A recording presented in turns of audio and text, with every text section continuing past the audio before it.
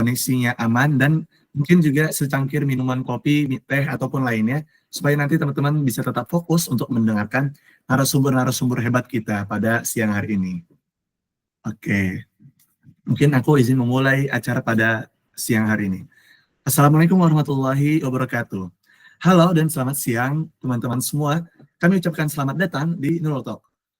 Neurotalk adalah sebuah space santai tapi serius untuk para dosen dari Laboratorium Komputasi Cerdas untuk sharing hasil riset dari mereka.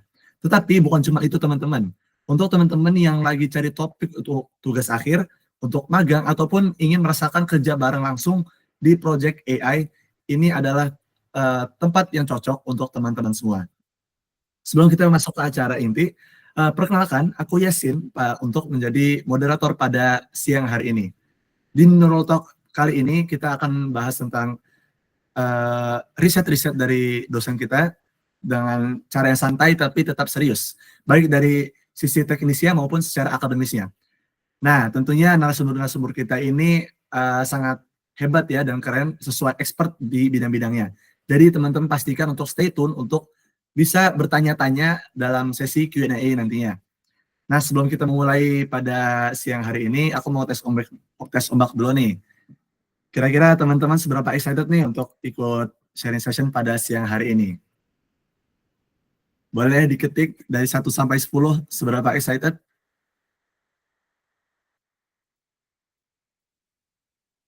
Waduh, lebih dari 10 ya. 100.000, 100, Masya Allah. Oke, mungkin karena teman-teman semua ini sudah excited ya, kita akan beranjak ke acara utamanya. Nah, pada hari ini kita mempunyai atau kita dihadiri oleh dua narasumber yang pastinya expert dan di bidang komputasi cerdas. Tapi mungkin fokusnya berbeda-beda. Dan tentunya teman-teman pasti udah nggak asing lagi dengan narasumber pada siang hari ini. Oke, narasumber pertama dari sesi kali ini akan disampaikan oleh Bapak Insinyur Agus Wahyu Widodo, STMCS.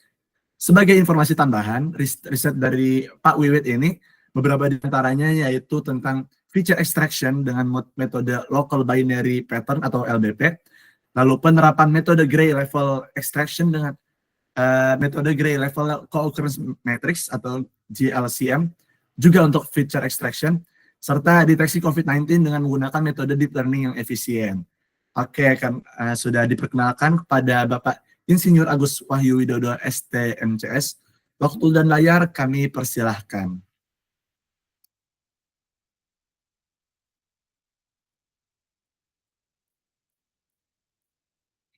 Halo, Assalamualaikum Pak Wiwit.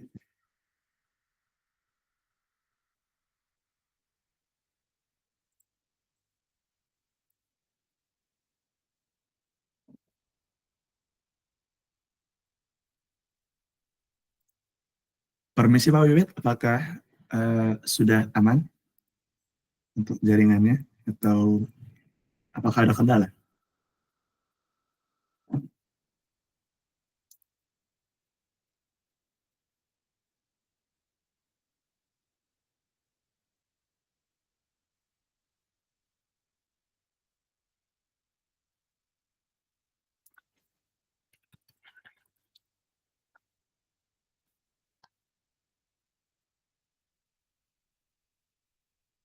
Sebentar ya teman-teman, bisa ditunggu, mungkin ada beberapa kendala teknis.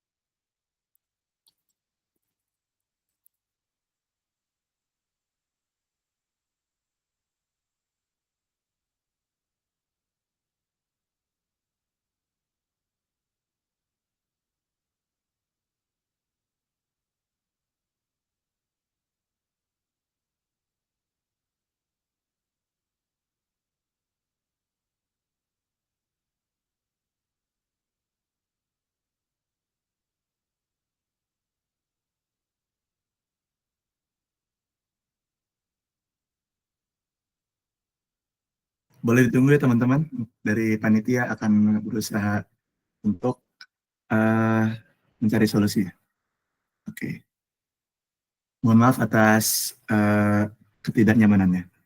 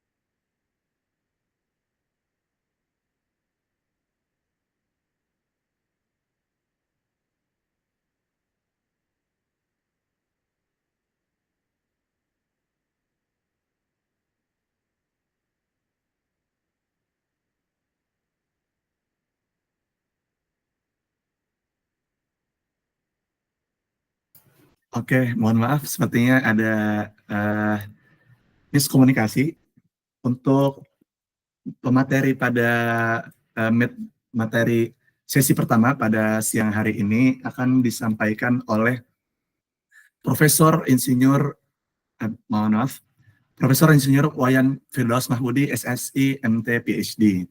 Nah, sebagai informasi tambahan, riset-riset yang dilakukan oleh Prof. Wayan ini beberapa diantaranya itu mengenai Extreme Learning Machine atau LLM, Hybrid Genetic Algorithms, dan juga mungkin Histogram of Oriented Gradients atau HOG Feature Extraction. Oke, tanpa lama-lama lagi, langsung saja kita sambut Profesor Insinyur Wahyan Firdaus Mahmudi, SSI, MT, PhD. Waktu dan layar kami persilahkan. Selamat siang, Bapak. Selamat siang. Ya. Oke. Terima kasih Prof. sudah menghadiri pada sesi Neurotalk dari Laboratorium KC pada hari ini. Mungkin apabila dari Bapak sudah siap, boleh Ya, langsung disampaikan. untuk materinya sudah di-share. Sepertinya belum ya Pak. Ntar saya share aja ya di chatnya ya. Oh enggak Pak.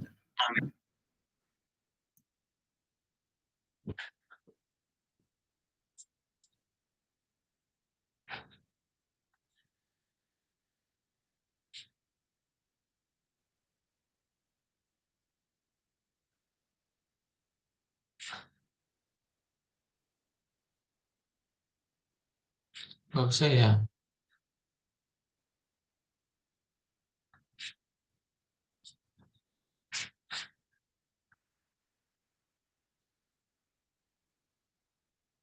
Bentar oh,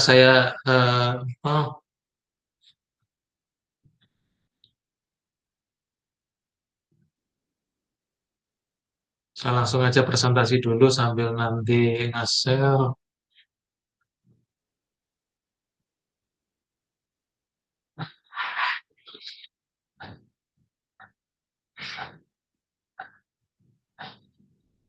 Oke, ini ya, udah tampil ya.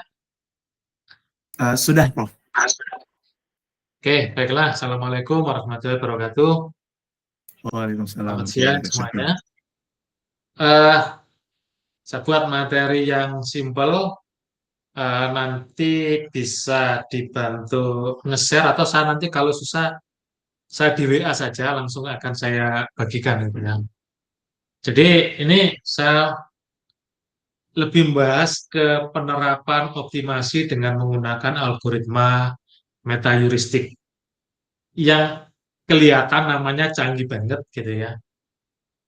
tapi sebenarnya sesuatu yang tidak terlalu repot. Saya mungkin sebentar aja presentasinya karena bentar lagi ada rapat gitu ya. Oke. Jadi ini satu topik yang relatif mudah, aplikatif artinya bisa benar-benar dipakai dan dinamis. Artinya problemnya itu selalu muncul gitu ya. Jadi tidak ada kata usang. Nah, ini sekilas saya kenalkan gitu ya. Jadi udah banyak bimbingan saya, S1 sudah di Filkom saja 143 ya. Di Filkom saja. Padahal kan saya punya bimbingan di MIPA, ada di beberapa fakultas lain, sarjana. Begitu juga yang S2, ada 52 bimbingan yang telah lulus gitu ya, telah lulus. Artinya yang sedang bimbingan juga relatif banyak. Doktor itu sudah 9 yang lulus gitu ya saat ini. Artinya kan tiap tahun akan terus bertambah. Jadi insya Allah kalau pengalaman bimbing itu sudah banyak mulai S1, S2 sampai S3. Nah, Alhamdulillah bulan lalu sudah berakhir sebagai dekan, tapi saat ini sebagai ketua Artificial Intelligence Center Universitas Brawijaya gitu ya. Jadi mengkoordinir riset berbasis AI di lingkungan Universitas Brawijaya. Nah, silakan dicek ini. Jadi kalau mau ngecek keahlian seseorang, lihat di Scopus atau di Google Scholar gitu ya. Jadi alhamdulillah cukup banyak publikasi. Bahkan mungkin kalau di Filkom ini yang terbanyak sepertinya gitu ya. Karena terbanyak di UB sebelum menjabat dekan. Jadi publikasi saya termasuk yang terbanyak. Cuma begitu menjabat dekan kan kesibukan administrasinya lebih banyak, penelitian agak nurun. Ini akan mulai lagi lebih cepat. Nah, ini kata-kata kunci gitu ya. Silahkan di screenshot gitu ya. Hidup itu butuh strategi, apalagi skripsi. Nah, ini saya menawarkan topik optimasi. Insya Allah tidak ribet, aplikatif, tidak bikin sakit kepala gitu ya. Jadi sesuatu yang dalam jangkauan kita. Mohon maaf, bahkan untuk mahasiswa yang istilahnya kemampuannya menengah ke bawah, insya Allah masih bisa dikerjakan dan masih layak. Nah, topik ini seperti cari diskon online, butuh usaha, tapi insya Allah hasilnya hemat. Hemat itu hemat waktu, tenaga, dan bisa cepat wisuda gitu ya. Jadi sesuatu yang tidak terlalu repot, tapi insya Allah cukup layak. Bahkan untuk dikerjakan oleh mahasiswa S3 gitu ya. Oke, nah ini contoh kasus nyata. Mungkin pernah dengar penjadwalan produksi. Jadi kalau di pabrik ada produksi gitu ya, jadwalnya itu harus diatur supaya eh, waktu waktu pemrosesannya itu minimal. Kenapa kok harus diatur? Mesinnya banyak, pekerjaannya banyak.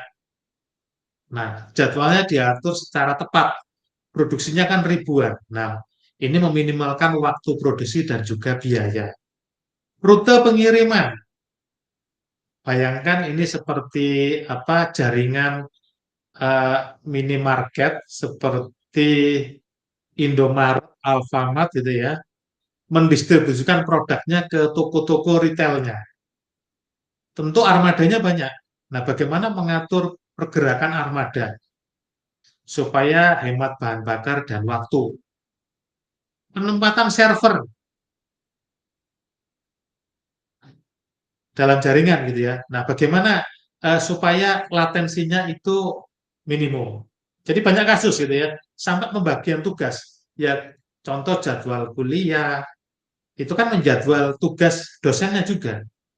Shift kerja, penjadwalan dosen, penjadwalan dokter di rumah sakit, perawat, penjaga keamanan, semuanya banyak. Dan masalah ini dalam tanda petik tidak pernah selesai. Jadi kalau ada bawa judul, pasti saya terima. Karena pasti nanti ada sesuatu yang baru sesuai kondisi di lapangan gitu ya. Jadi masalahnya terus berkembang. Oke. Nah, kemudian dari permasalahan itu kan diambil solusi gitu ya. Jadwal itu kan banyak kemungkinan. Begitu juga kalau kita mengatur perjalanan. Banyak pilihan rute, banyak pilihan kendaraan gitu ya. Nah, bagaimana supaya solusinya itu efisien? Efisien itu waktu, biaya, akurat, barangnya benar-benar terkirim, dan ini penghematan sumber daya. Ya, supaya yang bekerja ini nggak terlalu banyak. Bahan bakar yang terpakai juga nggak terlalu banyak. Kira-kira seperti itu gitu ya. Jadi kasus-kasus real sehari-hari. Nah, kenapa penting? Jadi di kehidupan sehari-hari ini sangat banyak masalah optimasi yang dekat dengan kita tadi sudah saya sebut penjadwalan gitu ya. Penjadwalan kuliah itu kan termasuk juga penjadwalan dosennya. Sebenarnya pakai aplikasi. Nah, dunia terus berubah sehingga solusi lama itu tidak efektif lagi. Perlu diupdate seperti jadwal kuliah kan kalau diupdate. Kenapa kok diupdate?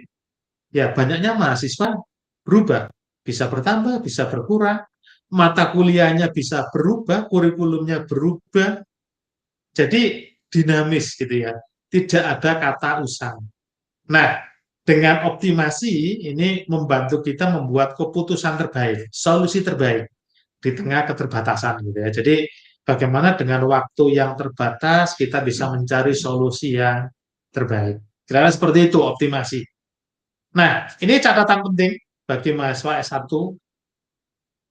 Jadi, kalau saya bimbing itu, maka saya selalu minta fokus skripsi itu penerapan metode pada satu kasus. Kasusnya itu bisa real, ada beneran, atau disimulasikan.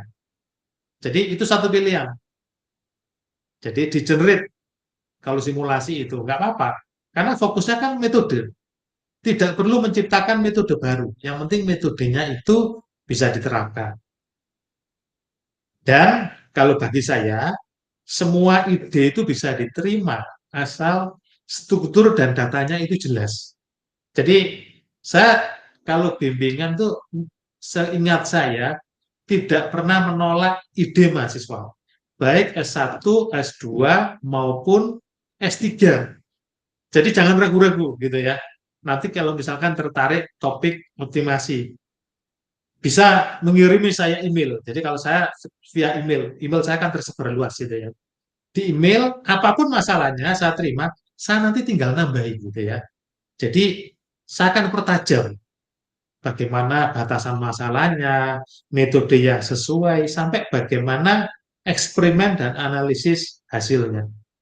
Jadi ini pengalaman saya bimbing ratusan itu ya, ratusan mahasiswa baik S1, S2 maupun S3. Insya Allah tidak ada ide yang ditolak. Semua diterima, tapi saya akan bantu supaya itu jadi layak.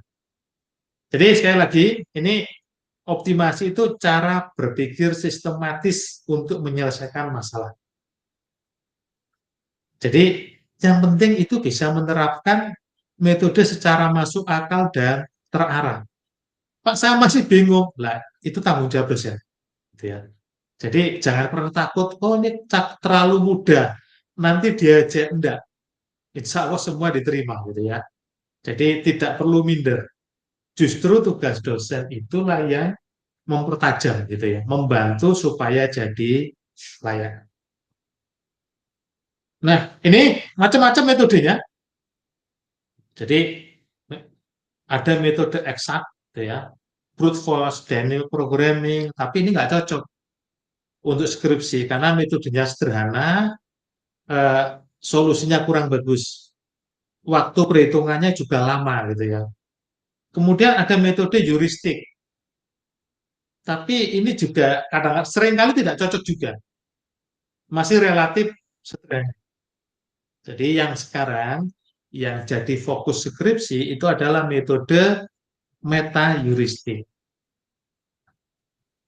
Tahu ya, kita di G2 itu kan ada auditorium algoritma. Algoritma. Di gedung A di atas itu ada mini theater heuristik. Ada studio meta. Artinya apa? algoritma meta heuristik. Saya yang ngasih nama gitu ya. Yaitu topik saya, apa keahlian saya. Jadi kenapa kok ada auditorium algoritma? Sebenarnya itu nggak sengaja gitu ya. Awalnya ada auditorium algoritma, kemudian ada studio mini theater heuristik, kemudian ada studio meta. Semuanya istilah komputer yang dipotong-potong pun tetap indah namanya. Dan ini termasuk metode pencarian cerdas dan adaptif. Contoh metodenya, algoritma genetik. Ada particle swarm, perilaku kawanan burung, simulated annealing, ada uncolony optimization. Masih banyak sebenarnya. Dan kebanyakan itu menirukan proses makhluk hidup. Algoritma lebah di koloni algoritma. Algoritma komodo dragon itu ada. Algoritma firefly. Firefly itu kunang-kunang gitu ya. Jadi dari perilaku binatang atau fenomena di alam itu diadopsi menjadi satu algoritma untuk penyelesaian masalah gitu ya.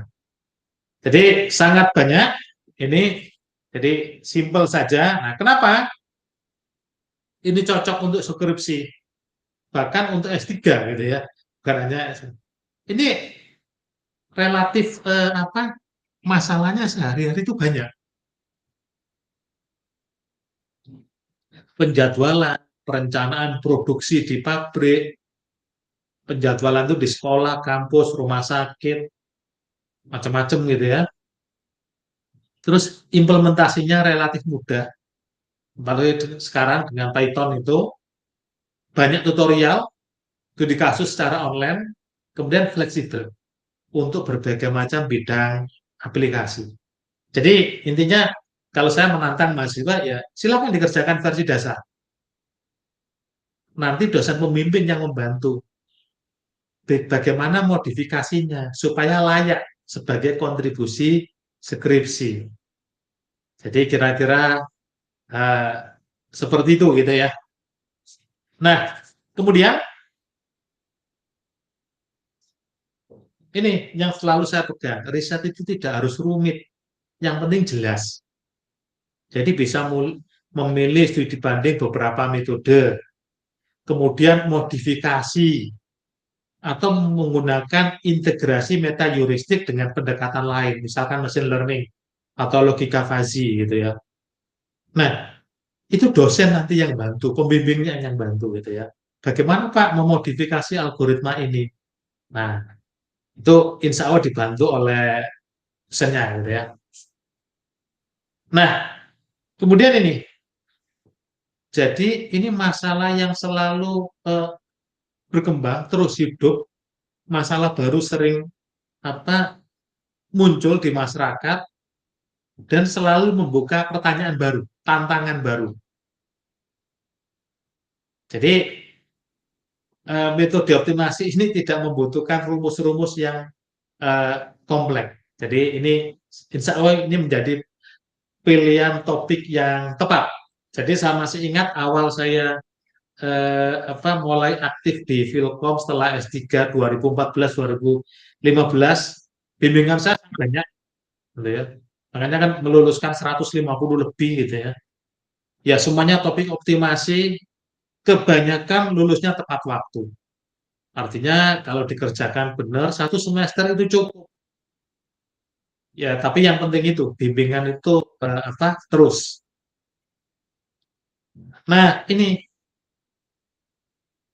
jadi jangan sampai Anda itu takut gitu ya, tidak ada progres. Jadi intinya ada pembimbing yang membantu mengarahkan ide. Jadi yang penting mahasiswa itu punya ide dasar.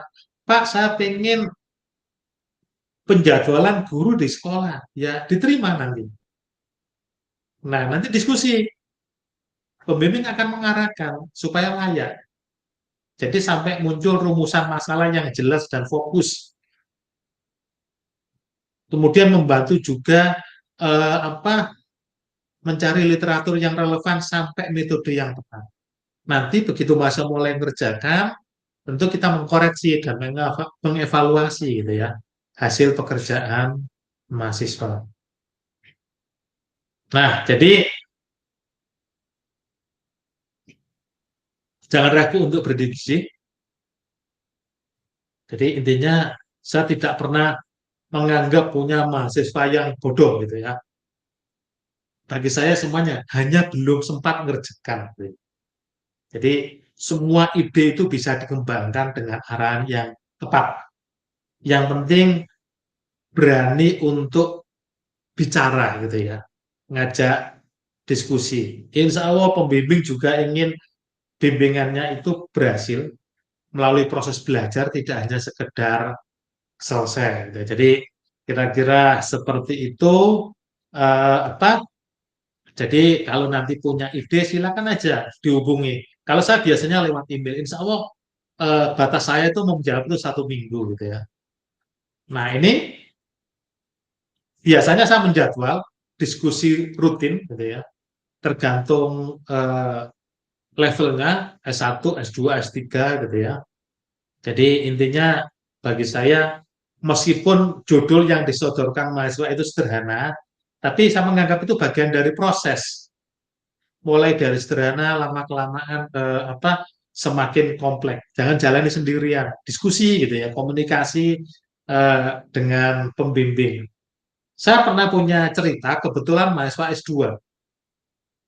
Mahasiswa S2 itu lama nggak menghadap lebih dari setahun.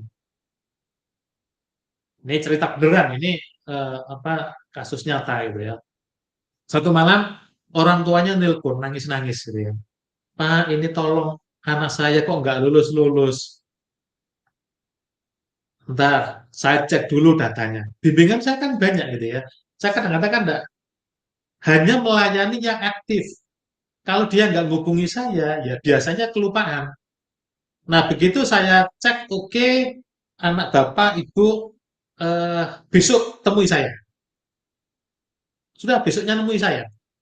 Setelah diskusi sebentar, ternyata takut mahasiswanya, nggak ada progres, dan masalahnya sebenarnya nggak terlalu rumit. Artinya setelah diskusi sebentar, kalau saya bimbingan nggak pernah lama gitu ya, 10 menit itu sudah sangat lama.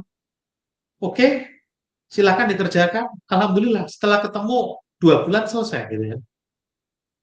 Jadi ujian tesis. Dan itu tidak hanya satu kasus, beberapa gitu ya. Jadi ada beberapa mahasiswa yang kalau nggak ada progres malah takut.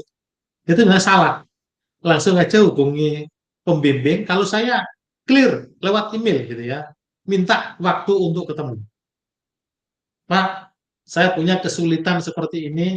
Saya minta waktunya kapan Bapak longgar. Nanti akan saya jadwal gitu ya.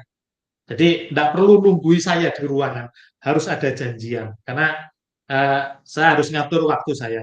Insya Allah akan saya balasi semua. Jadi itu, dan ini contoh gitu. Ada banyak, nanti silakan dicek sendiri. Jadi mulai dari penjadwalan produksi pada industri kecil, menggunakan algoritma genetik, nyusun jadwal kuliah, komposisi investasi optimal, sampai fitur optimal untuk klasifikasi data. Misalkan pakai machine learning gitu ya. Begitu juga partikel swarm.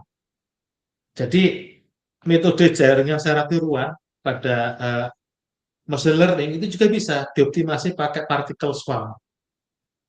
Penjadwalan proyek, pusat distribusi, distributor produk itu gimana menentukan lokasinya.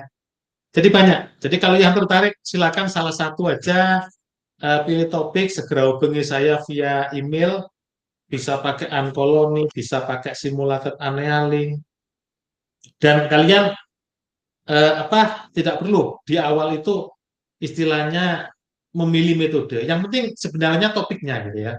Saya ingin penjadwalan tugas shift karyawan, sudah. Nanti kita diskusi, baru nanti akan apa kita tentukan metode apa yang paling tepat, termasuk juga modifikasinya. Itu aja dari saya. Ini silakan nanti sebagai dasar untuk menentukan pilihan gitu ya. Sangat banyak topik. Nanti salah satu hubungi saya via WA atau email, akan saya kirimkan. Tadi kalau saya kesulitan untuk nge-share gitu ya filenya. Itu aja. Silakan. Nggak tahu saya ini berikutnya gimana ini. Tanya jawab atau belum? Oke, terima kasih banyak Pak. Betul, nanti setelah ini akan ada tanya jawab. Oke, mungkin tadi cukup banyak ya informasi dan ilmu yang telah disampaikan dari tentang heuristiknya sendiri, tentang metode-metodenya, dan bahkan juga tips and tricks dalam menyusun skripsinya ya, komunikasi dengan dosen dan sebagainya.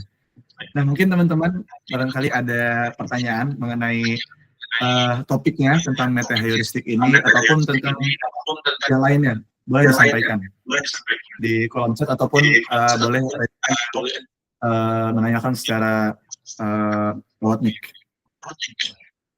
Kami tunggu mungkin sekitar 5-10 menit.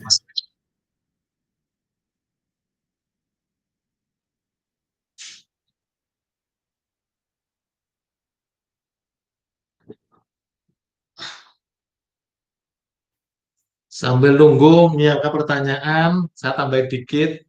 Kalau bimbingan dengan saya, nanti lebih banyak via email gitu ya. Bimbingan nah, baru kalau diperlukan akan saya undang. Silakan ketemu saya jam sekian, hari sekian. Kan enak kan gitu ya. Betul sekali Pak, kalau janjian lebih terpaku lah gitu untuk deadline. Oke, mungkin ini ada satu pertanyaan Pak dari Mas Javier. Siang Pak, jika mahasiswa belum pernah mengambil mata kuliah pilihan di bidang optimasi, apakah direkomendasikan untuk mengambil skripsi di bidang optimasi juga? Apakah tidak akan kesulitan? Terima kasih. Oke, langsung saya jawab. Insya Allah Langsung enggak. saja. Saya tiap semester itu mengajar optimasi. Baik S2, S1, S2 maupun S3 gitu ya. Ada topik cutting. Biasanya kalau dia belum pernah sama sekali, saya minta untuk masuk kelas. Satu kali gitu ya, masuk kelas yang penting paham secara umum konsepnya seperti apa, nanti setelah itu baru diskusi sendiri. Bagaimana untuk menyelesaikan. Kebetulan modul saya relatif lengkap. Biasanya nanti saya berikan modulnya ini untuk belajar apa itu optimasi. Kira-kira seperti itu. Jadi insya Allah nggak ada masalah gitu ya. Berarti tetap tidak apa-apa ya Pak, walaupun belum mengambil mata kuliah, karena mungkin akan ada suplemen-suplemen gitu ya selama bimbingan skripsi ini. Biasanya saya kumpulkan beberapa mahasiswa itu. Saya kumpulkan, kemudian saya briefing ini loh, optimasi itu kayak gini gitu. Ya, ada tambahan lah.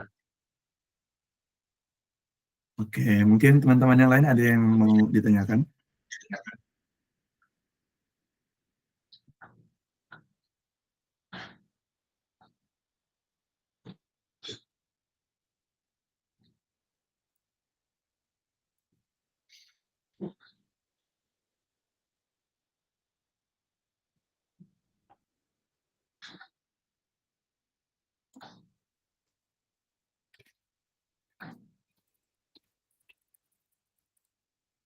Oke, sepertinya sudah cukup. Iya, sepertinya sudah cukup sih ya Pak. Mungkin ini terasa yang mungkin tertarik. Pak. Ya, ada. Ini satu pertanyaan dari saya sendiri mungkin Pak. Ini kan karena mungkin kebanyakan mahasiswa juga belum mempelajari optimasi dari awal. Mungkin sebelum kita masuk ke bimbingan skripsi ini, apakah atau bagaimana kita memulai untuk start belajar tentang optimasi ini Pak? Jadi silakan, kan ada banyak media ya, bisa di googling, bisa pakai OpenAI, ChatGPT, tanya-tanya secara konsep, tidak perlu detail teknis metode. Apa sih optimasi? Berikan contoh gitu ya, penjadwalan, susahnya apa menjadwal secara manual, atau susahnya apa mengatur distribusi produk ke banyak retail gitu ya. Tanya aja terus. Belum sampai metode. Nah, baru kalau sudah agak paham masalahnya, silakan dilanjut. Oke, saya tertarik topik ini gitu ya. Nanti diskusi lanjut dengan saya bagaimana memilih metode yang sesuai. Kira-kira seperti itu. Oke, berarti lebih memahami dulu konsep secara umumnya, lalu menentukan gitu ya. Apakah memang tertarik dengan optimasi atau enggak. Oke, begitu ya teman-teman. Kalau misalkan memang belum paham nih mau topiknya apa, boleh di searching dulu di Google ataupun di LLM gitu ya. Barangkali bisa dieksplor dulu topiknya. Oke, mungkin sebelum itu, sebelum kita akhiri, barangkali dari Pak Wayan ada closing statement gitu untuk Ya, teman-teman mahasiswa di sini. kalau saya simpel saja, begitu tertarik, silakan kirim email gitu ya. Oke, Kirim siap Pak. email, saya tertarik topik ini, nanti saya akan memberikan instruksi selanjutnya. Ya syukur-syukur pas ngirim email itu sudah menulis satu halaman latar belakang gitu ya, topiknya apa. Insya Allah akan segera saya balas. Kira-kira seperti itu. Oke Pak, terima kasih banyak atas uh, segala ilmu dan informasinya. Kami ucapkan terima kasih banyak dari teman-teman Laboratorium KC. Mungkin mohon maaf apabila ada salah kata salah ucap ya Pak. Ya, Pak Wid, Monggo saya Pak pamit ya. apabila ada. Pak Iya Wid monggo juga. Pak. Kan mau Terima kasih rapat. banyak Pak. Iya Ya, Pak. makasih. Ramayan, monggo. Ya. Oke. Mungkin setelah sesi pertama tadi teman-teman, tentunya kita akan break dulu ya sebentar teman-teman selama 5 menit. Bisa disilakan untuk meluangkan waktunya ini untuk ambil minum sebentar atau istirahat sejenak. Karena insya Allah setelah ini akan ada materi yang juga tidak kalah menariknya. Jadi dipersilahkan untuk mengambil waktu 5 menit ini untuk istirahat sejenak.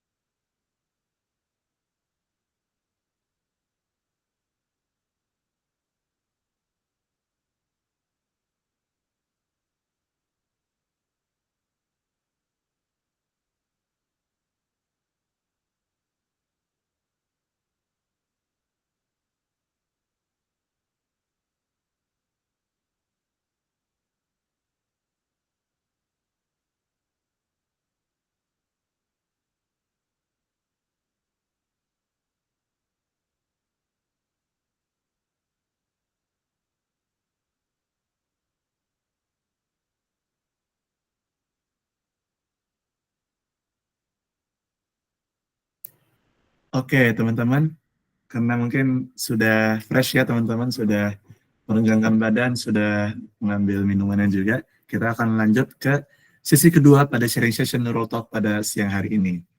Oke, kita akan masuk ke sesi kedua, yang mana akan disampaikan oleh narasumber yang juga tak kalah hebat tadi ya, yaitu Bapak Insinyur Agus Wahyu Widodo, STMCS, atau biasanya kita panggil Pak Wiwit ya.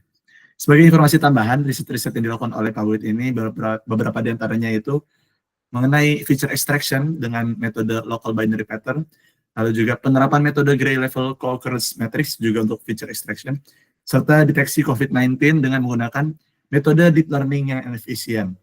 Oke, langsung saja mari kita sambut Bapak Insinyur Agus Wahyu Widodo, STMCS. Waktu dan layar kami persilahkan. Selamat siang, Pak Wiwit. Selamat siang, Yasin. Ya. Oke, apakah Bapak sudah siap untuk menyampaikan materinya, Pak?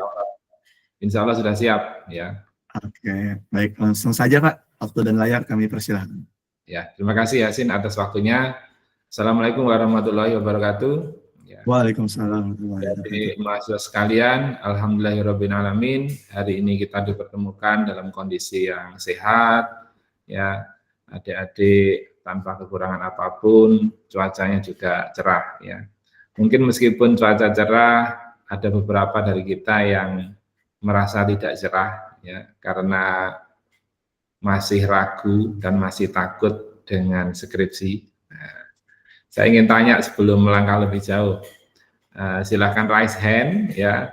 Ada berapa orang yang hadir di sini? 26, 25. Ya, kurang lebih seperti itu.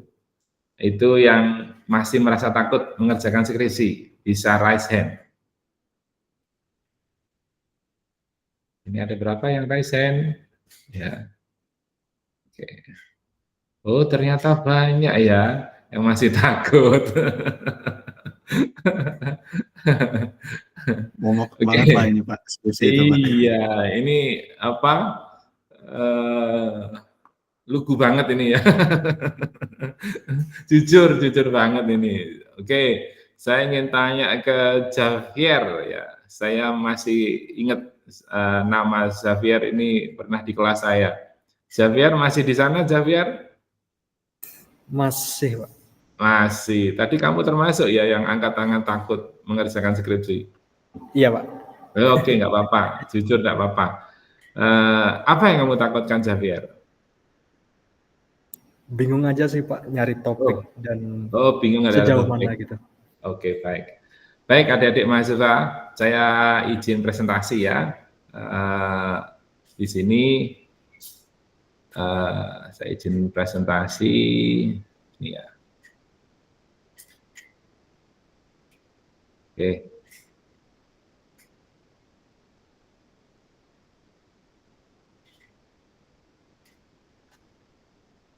Kelihatan semuanya? Ya. Ini Pak, sudah kelihatan Pak. Kelihatan ya, baik. Jadi saya mengambil judul nggak ada yang perlu ditakutkan dari penyusunan skripsi. Kira-kira pas ya, nggak ada yang ditakutkan dari penyusunan skripsi. Saya dalam 30 menit ke depan mencoba untuk mengajak kalian berani menghadapi penyusunan skripsi. Ya, jadi saya ingin perkenalkan diri saya dulu ya, bahwa saya adalah salah satu dosen dengan kepangkatan lektor kepala. Jadi insya Allah nanti saya bisa membimbing kalian menjadi dosen bimbing pertama. Kemudian saya juga pernah menjadi ketua program studi teknik informatika ya di UB maupun di kampus Kediri. Artinya saya kalau menyampaikan ini bukan mau sok-sokan, enggak. Artinya insya Allah saya diberi pengetahuan yang lebih ya, lebih banyak ya terkait dengan persoalan-persoalan mahasiswa ya. Jadi saya sudah istilahnya sudah banyak menerima dan mencari bersama-sama mahasiswa tersebut untuk mencari solusi ya dari persoalan dia. Sehari mungkin lebih dari 20 mahasiswa yang datang ke saya untuk curhat saat saya menjadi ketua prodi teknik informatika. Artinya saya insya Allah memahami cara berpikir Anda. Saya mengampu mata kuliah pemrograman dasar, ya OOP, basis data, pengantar machine learning, data science, ya, kemudian data mining, ya, kemudian ada algoritma evolusi. Kalau kalian berkunjung ke Google Scholar, ya, seperti ini, H-index saya ada 20, namun sejak 2020 saya H-indeksnya 17, memang nggak banyak, ya. Kemudian pengalaman akademik dan profesional, saya pernah menulis buku dengan Bu Diva, ya, untuk mata kuliah sistem basis data yang diterbitkan UB Press tahun 2017, dan saya pernah menulis dengan Prof. Wayan, membangun sistem cerdas dengan kecerdasan buatan, yang diterbitkan UB Press juga pada tahun 2023. Dan saya terlibat penyusunan 20 publikasi ilmiah di jurnal bereputasi. Dan adik-adik mahasiswa juga perlu tahu bahwa saya memiliki fokus penelitian di AI, NLP, optimasi, computer vision, ya, dan saya juga banyak sekali untuk fokus di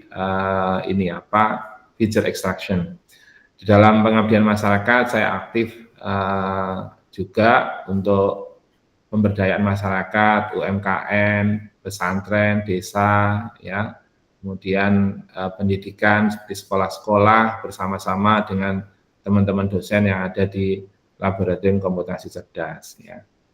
Untuk portofolio pembimbingan skripsi saya, jadi saya sudah membantu mahasiswa untuk mencapai cita-citanya melalui penulisan skripsi dan lolos, ya, itu ada 140 mahasiswa. Ini saya sebagai pembimbing pertama, ya. 140 mahasiswa S1, ya. Kalau Prof. Wayan tadi lebih banyak, yaitu ada S2 dan S3-nya di fakultas-fakultas lain. Kemudian saya lebih rinci lagi, ada 90 topik yang telah kami analisis dan kami kembangkan bersama-sama dengan mahasiswa. Di dalam proses bimbingan skripsi, saya selalu melakukan pendekatan kolaboratif. Makanya saya lebih suka bertatap muka dengan mahasiswa dan melakukan refleksi-refleksi secara realistis terhadap persoalan-persoalan yang dihadapi dalam penyusunan skripsi. Seringkali mahasiswa melihat suatu metode atau suatu masalah itu terlalu tinggi, sehingga mahasiswa merasa makin ketakutan saat melangkah dari bab 1, bab 2, bab 3, atau bahkan saat sekarang pun Anda mungkin memandang suatu masalah yang ingin Anda angkat di dalam skripsi itu dengan ekspektasi yang tinggi, ya, padahal nggak selalu seperti itu. Dosen pembimbing itu bisa mengurai persoalan menjadi persoalan-persoalan yang lebih sederhana, sehingga Anda akan jauh lebih mudah dan merasa nyaman di dalam menyelesaikan skripsi tadi. Seperti yang disampaikan Prof. Wayan, ya, bahwa beliau tidak pernah menolak pengajuan skripsi dari Anda, ya. Artinya setiap dosen ini termasuk beliau, ya, dan termasuk saya, itu sebenarnya selalu mencoba untuk menyertai Anda di dalam penulisan skripsi. Apapun yang Anda ajukan, pasti kami akan mencoba membantu Anda menyelaraskan kelayakan sebuah skripsi dengan selalu mempertimbangkan batasan-batasan waktu dan batasan-batasan lain di dalam penulisan skripsi. Skripsi itu tidak hanya sekedar Anda punya judul, kemudian berusaha untuk menyelesaikannya. Ada banyak faktor yang yang terlibat di dalam penulisan skripsi. Seringkali faktor-faktor eksternal, ya, seperti faktor keluarga, ya, kemudian pertemanan dan seterusnya, ya, keuangan dan seterusnya, itu juga sangat bisa mempengaruhi skripsi.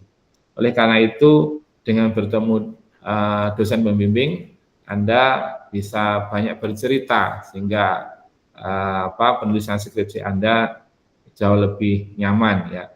Dari 140 mahasiswa ini yang saya bimbing, kurang lebih 40 mahasiswa itu pernah gagal pada tahapan sebelumnya. Jadi artinya pernah gagal ya pada tahapan sebelumnya, dan saya berusaha untuk membantu dia untuk bisa bangkit kembali dari rasa takut untuk memulai pada tahapan berikutnya. Ya, artinya itu dia semester yang lalu dia pernah merasa gagal atau pernah gagal pada judul yang lain atau topik yang lain, kemudian datang ke saya untuk bisa dibantu. Ya, artinya saya bukan berarti saya paling bisa membantu, enggak. Saya selalu mengatakan bahwa saya akan mendampingi kamu untuk menemukan jalan ya untuk mencapai cita-citamu, ya, yaitu yang terdekat adalah menyusun dan menyelesaikan skripsi. Topik skripsi yang paling sering saya bimbing itu adalah tentu sistem optimasi dan pendukung keputusan, kurang lebih ada 26 topik ya.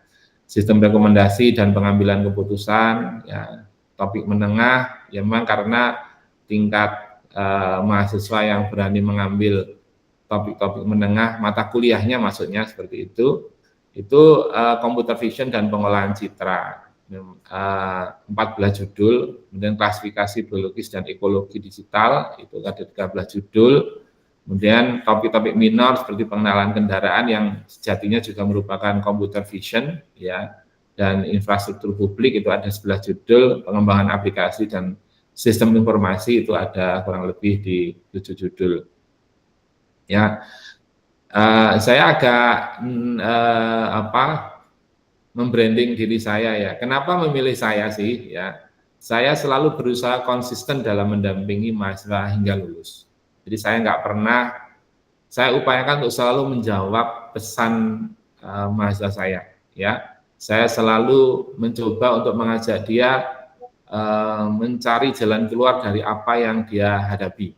Ya, saya terbukti berhasil membimbing dari mahasiswa gagal sehingga berhasil untuk mencapai meraih yudisium. Ya, saya yakin teman-teman dosen di laboratorium komputasi cerdas juga banyak dan bisa melebihi apa yang saya lakukan. Ya, saya punya kombinasi pengalaman akademik dan saya juga punya pengalaman struktural sebagai mantan KPS dan mantan bukan mantan ya, saat ini masih menjabat sebagai WD2. Di sela-sela kesibukan saya pun saya masih meluangkan waktu. Ya, seperti Prof. Wayan, di sela-sela kesibukan beliau sebagai dekan dulu, beliau juga menyempatkan untuk bisa tetap membimbing mahasiswanya dengan baik. Dan saya punya pengalaman sosial yang cukup panjang. Saya sebagai dosen yang berumur 51, tentu pengalaman sosial saya juga panjang.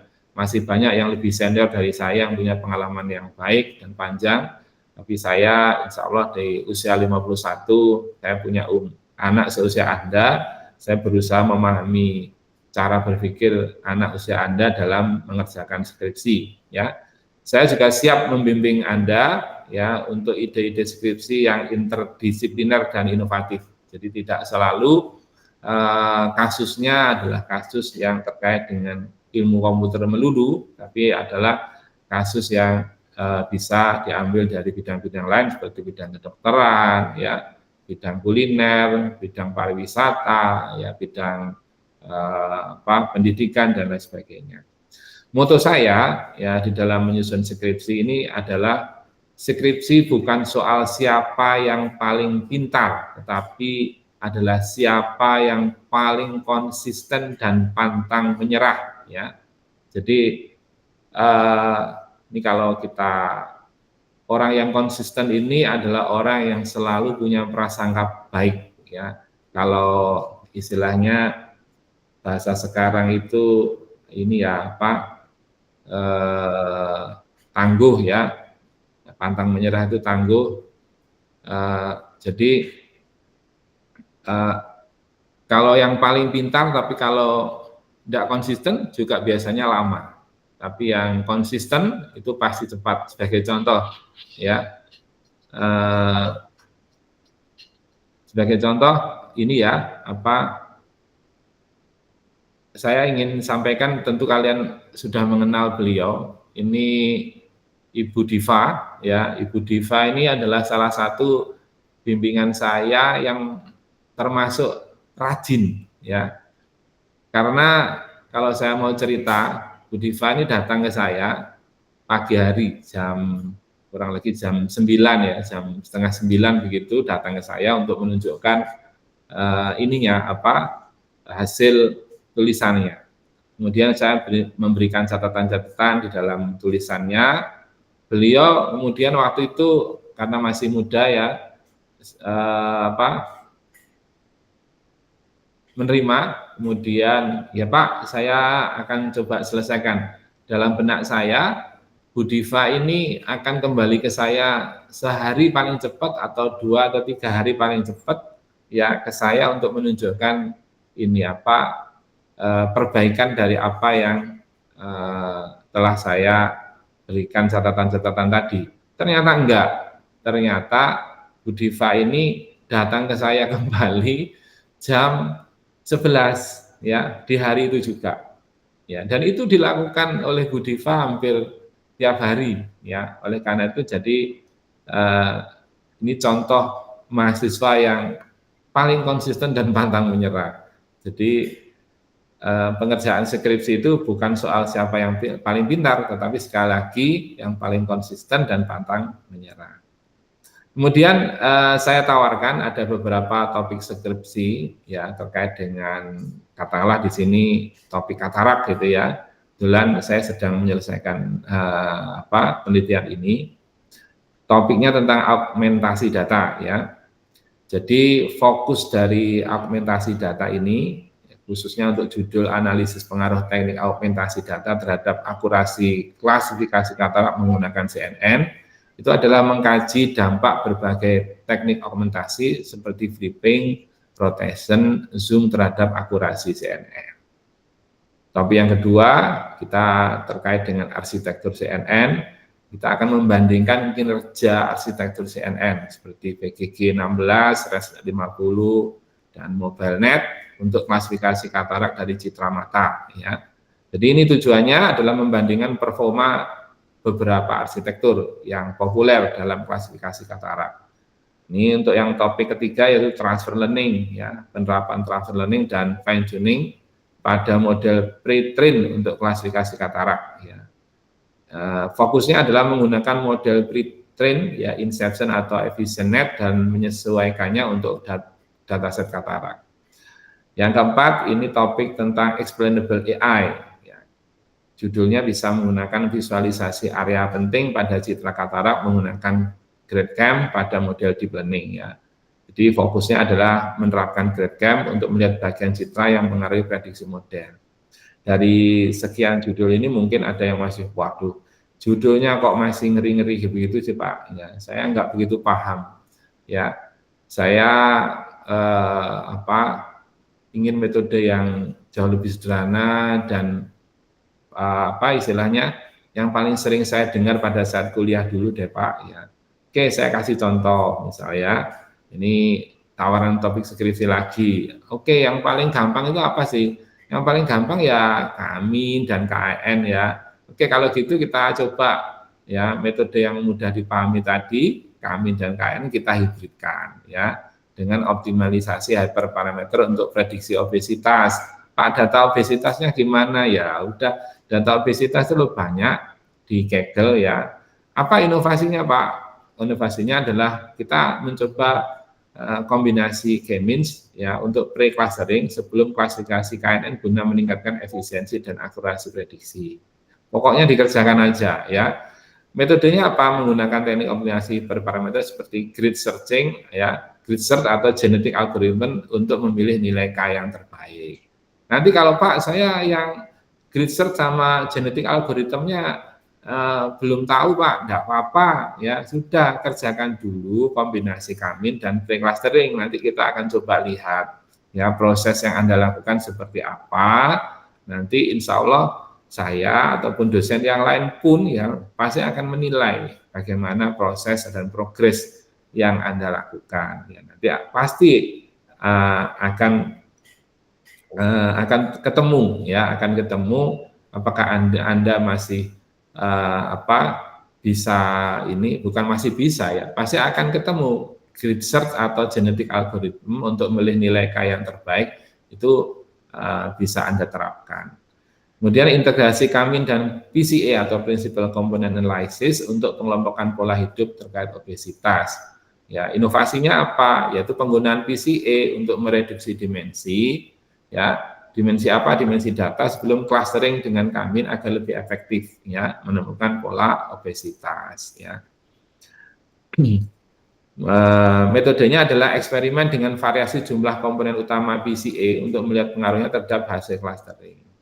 Nah, ini juga ya penggunaan kelas KNN berbasis Graph Neural Network. Ya, Graph Neural Network ini adalah metode yang sering digunakan untuk rekomendasi pada YouTube. Ya, ini digunakan untuk meningkatkan klasifikasi tingkat obesitas.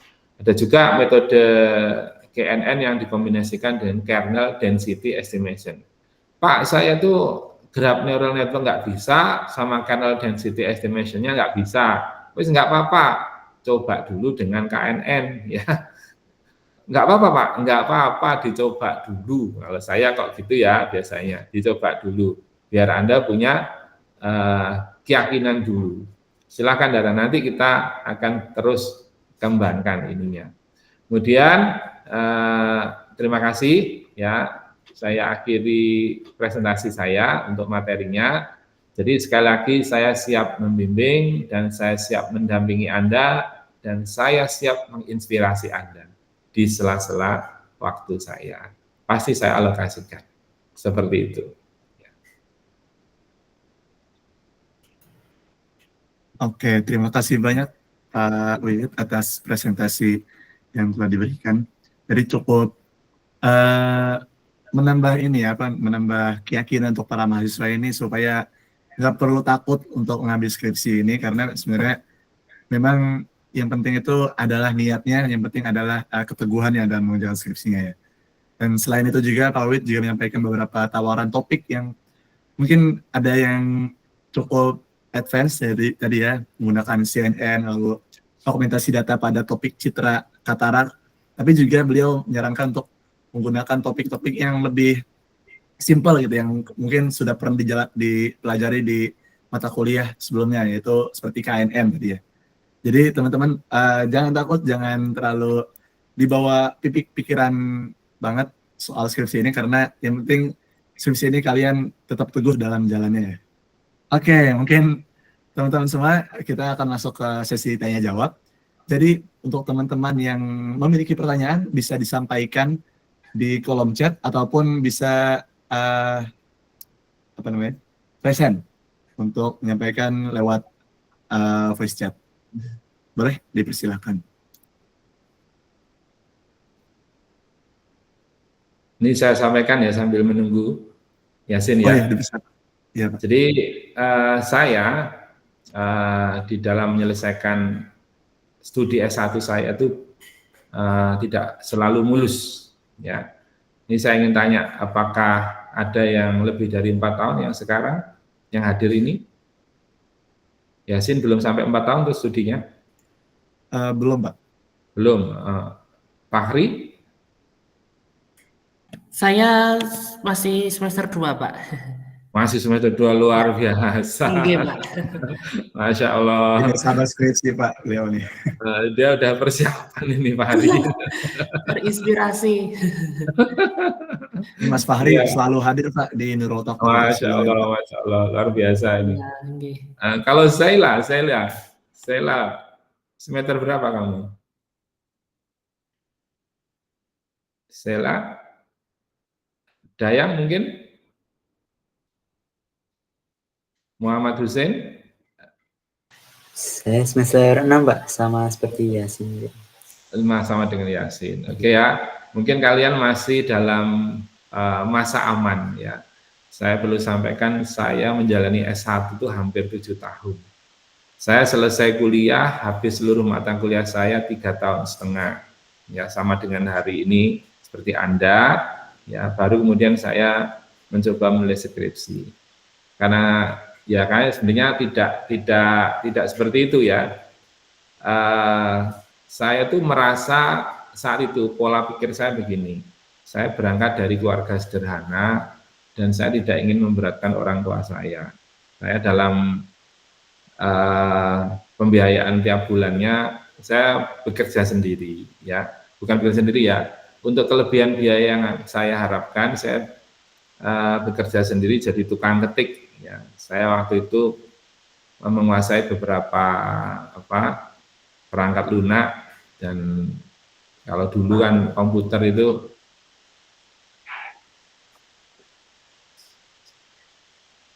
saya menguasai beberapa perangkat lunak, nggak seperti sekarang ya, banyak orang yang menguasai. Akhirnya saya diminta oleh teman saya yang kerja, yang punya rental komputer, saya membantu dia. Dari tukang ketik tadi saya akhirnya bisa menambah biaya mengcover kebutuhan tambahan saya di tiap bulannya. Dan akhirnya saya di tahun 3,5 tahun tadi selesai, saya masih mau kerja, ya, coding dan lain sebagainya. Akhirnya skripsi saya tinggalkan, ya. Akhirnya berlarut-larut. Jadi menulis skripsi ya, menulis skripsi dalam situasi saya nggak punya banyak teman di kampus itu sesuatu yang luar biasa. Ya, oleh karena itu saya itu bukan orang yang sempurna di dalam studi S1 saya. Ya, dalam mengerjakan skripsi penuh dengan ketaksempurnaan, ya. Oleh karena itu saya bisa memahami ketaksempurnaan yang mahasiswa yang saya hadapi. Di dunia tidak ada yang pernah sempurna. Saya selalu menghargai semangat dan proses, ya. Oleh karena itu adik-adik mahasiswa yang hari ini hadir dan ingin menyusun skripsi, jangan pernah takut bahwa Anda tidak sempurna, ya, sehingga Anda tidak mampu untuk melangkah memilih judul. Apapun judulnya, beranikan diri sampaikan kepada dosen yang Anda tuju, ya. Beranikan diri, tidak apa-apa, ya. Kalau dosennya mengernyitkan dahi, ya nggak apa-apa, ya. Ya mungkin beliau mengernyitkan dahi, ya memang seperti itu, ya. Tidak ada masalah, ya, sampaikan apa yang menjadi pemikiran Anda.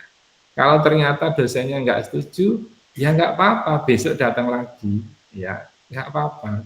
Allah ingin menguatkan kalian dengan cara mempertemukan orang-orang yang mungkin di luar pemikiran Anda. Ya, tidak semuanya harus sesuai dengan apa yang kita bayangkan. Ya, sama, saya sebagai dosen pembimbing itu, ya, menjadikan saya jauh lebih bijaksana, ya, dengan mempertemukan mahasiswa-mahasiswa yang beragam, ya. Tidak semuanya harus menjadi mahasiswa yang super. Ada mahasiswa yang harus didampingi terus, ya. Nggak ada masalah bagi kami, ya. Kami tidak menuntut kalian sempurna, tapi kami ingin kalian melangkah lebih baik dalam setiap proses yang Anda buat, ya. Hari ini harus jauh lebih baik dari hari kemarin, itu benar, ya. Harus lebih semangat. Luangkan waktu, kalau sehari hanya 30 menit, ya tingkatkan jadi 36 menit, ya. Besok tingkatkan lagi jadi 40 menit, ya. Untuk apa? Untuk mengerjakan skripsi, untuk cari judul, ya. Kalau kalian menunggu saya, ya sabar, ya. Misal saya kebetulan sudah janji jam 1, kemudian saya ternyata masih rapat, nunggu 10 menit, jadi tunggu dulu, ya. Didoain saya supaya cepat selesai, tetap sehat, ya, supaya bisa membimbing Anda, gitu. Jangan terus marah, waduh Pak Wiwit ini kok rapat melulu, gitu ya Pak Ari senyum-senyum. Ya. Jadi saling mendoakan, ya. Dosen itu juga sama, ya. Mendoakan mahasiswanya untuk bisa lancar, ya. Gitu ya, Dek. Kalian itu enggak ada yang perlu ditakutkan. Yang ditakutkan itu kalau kalian tidak dimampukan Allah. Soal mampu tidak mampu itu bukan urusan kalian, ya. Sama, saya itu kalau membiayai anak-anak saya kuliah, ya, melihat hidup saya, ya, saya akan takut. Ya mungkin Bu Yita juga sama, ya, semua dosen yang mungkin hadir itu akan takut. cukup nggak uang saya itu untuk biaya hidup saya atau masa depan saya. Orang tuamu juga begitu mungkin, ya. Kira-kira saya bayar UKT Fahri itu kalau untuk 2-3 semester ke depan ada enggak tabungan saya? Ya, mungkin ada yang seperti itu, ya. Nggak usah takut, pokoknya kita selalu bergerak. Ya. Yang penting bergerak terus, ya, berikhtiar maksudnya. Ya. Monggo kalau ada yang ditanyakan, ya. Judulnya sederhana dulu, enggak apa-apa, datang ke saya, Pak, saya punya judulnya ini. Nah, wis, enggak ada masalah, wis, mau punya judul apapun, no problemo, ya. Silakan datang ke saya atau ke dosen-dosen yang ada di lab KC. Nanti saya bantu, ya. Saya bantu, kerjakan dulu, yang ini dulu, Dek, kerjakan ini dulu, Dek. Enggak apa-apa, Pak, sederhana ini, enggak apa-apa, wis, pokoknya kerjakan, ya. Nggak usah takut. Saya yakin ini teman-teman tidak ada yang bisa, bukan tidak ada ya, belum ada yang bertanya, karena dalam hatinya juga bingung, ini saya mau ngambil apa? Kan kalau waktu di apps itu kan kalian disuruh memasukkan persyarat mata kuliah kan ya, syarat mata kuliah yang relevan dengan ini. Ya sudah ditulis saja kalian, karena kalian ini anak-anak KC misalkan ya, tulis saja pengantar mesin learning atau AI, kecerdasan buatan, itu aja ditulis ya. Oke, monggo kalau ada yang ditanyakan. Kalau nggak ditanya berarti ini Pak sudah berani semua ya. Oke Pak, seperti udah pada berani-berani semua ini Pak. Berani semua. Oke, mungkin kalau dari aku sendiri boleh ya Pak untuk bertanya? Boleh, silakan Yasin. Satu pertanyaan aja. Jadi mungkin salah satu kalau momok dari saya pribadi sih itu ketika mungkin mengerjakan suatu eksperimen gitu, mengerjakan kayak projectnya gitu, itu seperti belum tahu workspace yang ideal gitu Pak. Mungkin kayak saat melakukan eksperimen data science atau eksperimen menggunakan ML atau AI itu kayak kesulitan gitu melihat environment-nya, terus atau mungkin menyusun struktur foldernya gimana dan seterusnya. Itu jadi kayak sebuah momok sendiri, sehingga saya pun kayak agak ketakutan gitu kalau mau mulai gitu. Takutnya kalau misalkan saya mulai langsung, nanti kayak kedepannya malah bermasalah dalam workspace itu gitu. Nah mungkin mau tanya ini soal bagaimana cara mungkin mahasiswa ini bisa membiasakan diri gitu Pak dalam workspace ataupun workspace eksperimen yang mungkin bakal digunakan dalam skripsi kita Pak. Mungkin itu. Oke. Di setiap workspace yang kalian pilih itu tidak ada yang sempurna, ya. Tidak sempurna itu bukan karena cacat atau apa, tidak sempurna itu bisa jadi karena tidak sama dengan ekspektasimu, ya, ekspektasi awal, ya, sering kali seperti itu. Oleh karena itu kalau saran saya tetap fokus pada satu workspace, nggak usah diganti-ganti. Nanti Anda akan habis waktunya untuk itu, ya, fokus di satu pilihan, kemudian selalu diskusikan dengan dosennya, ya.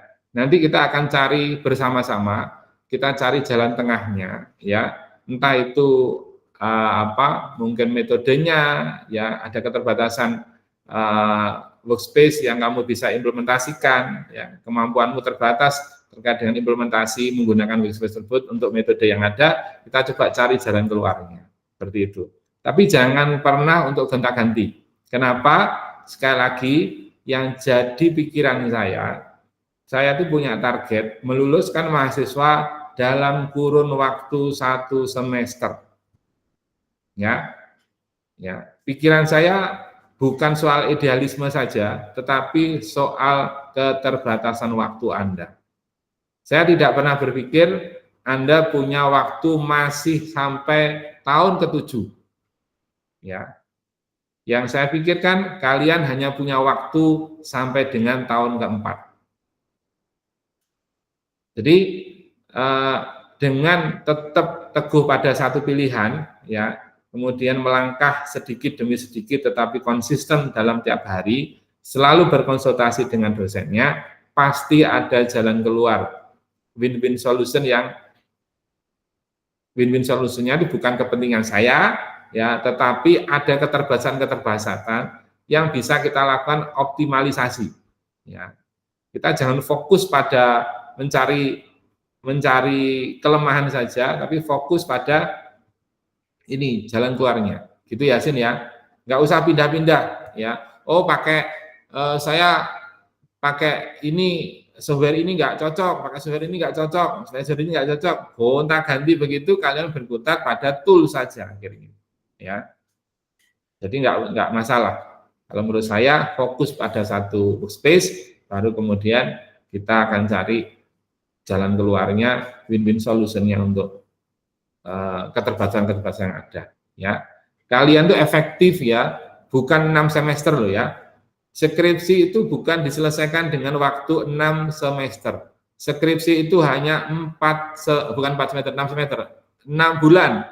Tapi skripsi itu hanya 4 bulan efektif.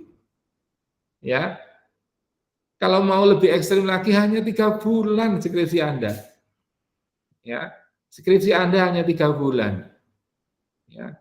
Jadi Anda harus ingat itu. Idealisme ya, kemudian kecukupan itu harus Anda gabungkan menjadi satu dan Anda selesaikan dalam waktu 3 bulan tadi. Jadi kalau ada yang sudah semester 7 ya, itu sebaiknya sudah mulai menentukan topik, itu alangkah baiknya ya melangkah demi sedikit, bertahap ya, bukan sedikit demi sedikit. Kalau bertahap itu ada rencana. Kalau pelan-pelan itu memang disengaja ya. Kalau bertahap itu ada rencana ya. Sekali lagi ada satu konsep yang ingin Anda raih ya kalau bertahap itu. Gitu ya, Sin ya. Baik, jangan Pak, terlalu banyak dipikirkan ya. Skripsi itu jangan banyak dipikirkan. Skripsi itu banyak dilakukan. Kalau hanya diangen-angen, metode ini kan ada rumusnya begini, harus begini, nggak akan selesai. Udah yang bisa dikerjakan bab 1, misalkan paragraf 1 tok ya, subbab 1 ya udah kerjakan. Kemudian ada pikiran ke bab 2, sudah tambahkan di bab 2, bab 1 tinggalkan dulu. Ya, oh Pak, saya ada pemikiran di bab 3, udah tambahkan di bab 3. Kalau Anda sudah melihat bab 1, bab 2, bab 3 ya, yang sudah mulai ada isinya, itu akan memberi semangat kepada Anda. Ya. Jangan biarkan bab 1 itu Anda harus selesaikan sempurna dulu, nggak mengalir ke bab 2, nggak mengalir ke bab 3, ya. Anda akan patah semangat. Oh, bab 2 belum ada isinya, bab 3 belum ada isinya. Kalau saya ini biasanya mulai dari judul, daftar isi, kata pengantar, itu saya isi semuanya. Bab-bab itu sudah saya kasih judul-judulnya, sudah saya kasih subjudul-judulnya. Pak, subjudulnya saya nggak ngerti. Ya ngawur aja nggak apa-apa. Nanti kan bisa kita pindah-pindah, ya toh. Pokoknya ditulis saja. Ya, apa yang ada dalam otakmu itu ditulis saja. Pak, paragrafnya nanti jadi murat-marit, enggak apa-apa, ya. Sudah nanti pada saat diskusi dengan dosen kan tahu toh aliran yang benar dari satu paragraf ke paragraf yang lain, dari satu pembahasan yang lain itu seperti apa, ya. Enggak apa-apa, tuliskan semuanya. Ya. Masih belepotan sana sini enggak apa-apa. Daripada tidak sama sekali Anda tidur, kemudian membayangkan, bab 1-nya kok masih 1 paragraf saja, kapan lagi? Aku besok harus bayar UKT lagi, orang tua aku sudah nanya-nanya lagi, ya toh, sudah sampai mana Mas Yasin? Ya, gitu ya. Seperti itu, ya, sudah sampai mana Husin, ya, ibunya kan biasanya cerewet gitu, Tajen ya, sudah sampai bab berapa, ya toh, sudah panik gitu tuh. Sudah kalau seperti itu ya sudah tulis saja semuanya. Jangan pernah ada yang dipikirkan toh, semua disertai nulis, ya. Gitu ya, adik-adik mahasiswa. Oke, Pak. Paham, Pak. Oke. Oke. Mungkin terakhir ya, teman-teman, apakah ada pertanyaan lagi untuk Pak Wihid? Atau sudah cukup? Silakan nanti WA saya nggak apa-apa, Pak. Saya tertarik di judul ini. Nah, wes, ya. Siapa? WA aja nggak apa-apa. WA saya di yang belakangnya 32 25. Insya Allah selalu saya jawab. Ya. Oke, siap Pak. Oke. Oke, mungkin sepertinya pertanyaannya sudah cukup ya, teman-teman. Kita ucapkan terima kasih banyak pada Pak Wiwit sudah menghadiri Nurul Talk pada sore hari ini. Semoga ilmu yang diberikan akan bermanfaat untuk kita semua. Dan mohon maaf apabila ada salah kata, salah ucap dari tadi, Pak. Terima kasih, Pak. Saya terakhir ya, saya doakan ya, semoga kalian semua yang hadir di sini dan teman-teman yang belum bisa hadir dilancarkan dan dimampukan Allah untuk bisa mendapatkan solusi dari setiap masalah yang dihadapinya. Solusi studinya ya terkait dengan penulisan skripsi, insya Allah segera dimudahkan oleh Allah ya. Selalu berhusnudon ya. Terima kasih. Assalamualaikum warahmatullahi wabarakatuh. Waalaikumsalam warahmatullahi wabarakatuh. Terima kasih banyak. Ini dulu ya. Ya. Oke. Baik teman-teman, kita sudah sampai di penghujung acara. Tetapi sebelum kita benar-benar selesai, mari kita dokumentasi terlebih dahulu untuk men-capture momen hari ini. Teman-teman boleh menyalakan kameranya dan memberikan senyum terbaiknya ya. Kita tunggu sampai 14.16 ya mungkin. Untuk teman-teman bisa on cam.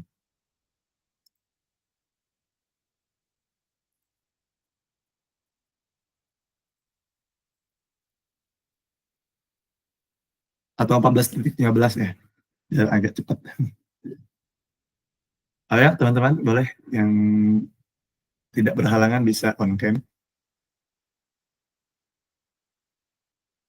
Oke, sepertinya segini aja ya, nanti on cam ya. Oke, mungkin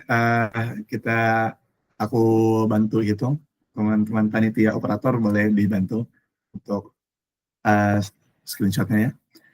Oke, saya pandu. Pertama gerakan formal, 3, 2, 1. Oke, selanjutnya mungkin gaya KC teman-teman. Nah, oke, boleh dibantu ya, operator. 3, 2, 1. Oke, mungkin untuk sesi dokumentasi sudah selesai. Kami ucapkan terima kasih banyak kepada para pemateri dan tentu seluruh peserta yang sudah bergabung pada hari ini. Semoga ilmu yang diberikan akan bermanfaat untuk teman-teman semua dan bisa langsung dipraktikkan dalam keseharian kita. Sampai jumpa di acara Nurul Talk selanjutnya. Wassalamualaikum warahmatullahi wabarakatuh. Selamat sore semuanya. Terima kasih.